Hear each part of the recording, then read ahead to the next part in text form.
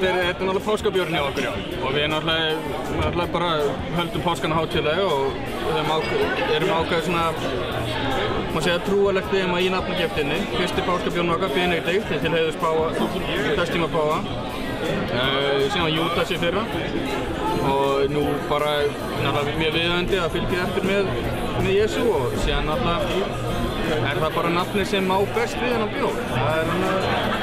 Þetta þróast aldrei saman, bjór, uppskriftin og nafngiftin. Þetta er bara svona komið sem tíma. Við bara tekkum ekki á því.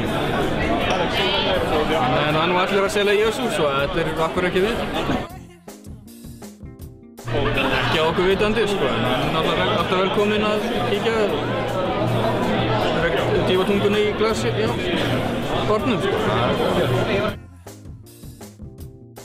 Já, maður fyllist að einhverju, það er saman